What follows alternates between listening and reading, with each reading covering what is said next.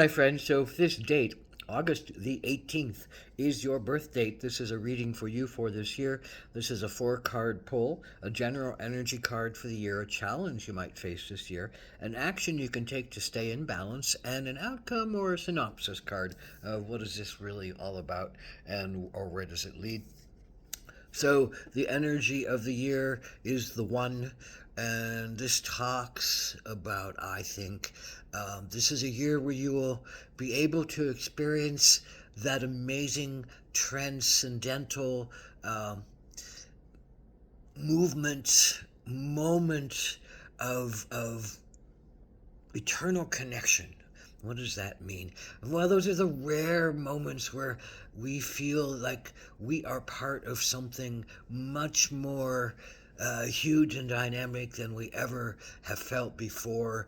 We are aware of the hugeness, but also the smallness of the of our beingness, that we both recognize that we are unimportant and important at the same time, and that we have a mystical connection to the spiritual center of being that gives us a great sense of bliss, rapture, peace, electric peace, oneness, uh, connection to all beings, connections to all beings, connections to all beingness, and that we are part of the golden particulate matter of the universe. So a special time, a powerful time, and that may change you completely. It may change your life, your settings, your course of actions, your philosophy, your rootedness on the earth in the way that you've rooted yourself before. So what is the challenge for you in particular, August the 18th? It's justice card. And what does this talk about? Well, I think the challenge is in believing that you have a right to get what you feel like you deserve. And something seems to be stopping you from getting what you think you deserve. Maybe this is a lawsuit. Maybe this is an argument about something with somebody. Maybe this is a will and feeling left out or not considered. Maybe this is just somebody's love and emotions, and someone has picked someone else over you. So there's that place where we feel like the universe doesn't love us, creator doesn't love us, doesn't back us, our family doesn't back us, or our community doesn't back us, or our country doesn't back us, or we don't even back ourselves, and feel like we are good enough or right enough or pure enough or wonderful enough or connected enough to have what we deserve. So it's that looking with a sense of being a victim, wanting some kind of justice served. And I'm not saying you're not a victim, that there hasn't been some kind of wrong done to you, but if you don't believe that it's going to come to you, um, then that is kind of a core issue around this. But the other side of justice is that justice comes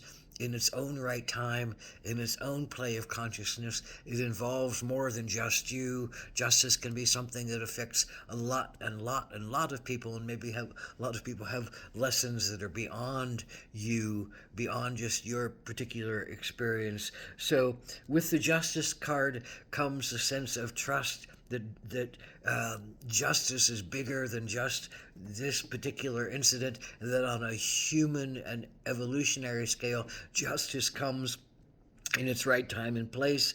Justice comes with a sense of karma. Justice may not come in this life, but it may come in another life.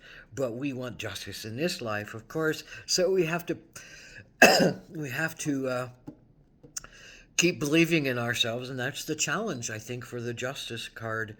As the challenge is to believe that we are worthy, and to believe that it will come to us, and to believe that we are served by a caring creator in whatever form that means. So But there is something happening, and I think around this card, and so the action that has to come from this card, it says to keep in balance, is fox, and fox is really, camouflage, and maybe the camouflage is really, the best way that you can really see what is going on and understand it on deeper levels. The fox patrols its perimeters, blends into the background, watches and listens with that powerful hearing and that powerful scent through its nose and those powerful eyes of seeing, has great ability to see in light and dark in many ways. And it's that great protector of its family, of itself, of its home, of its community. So be aware, be watchful, be listening, be taking in on all your senses, but be alert to what's really going on.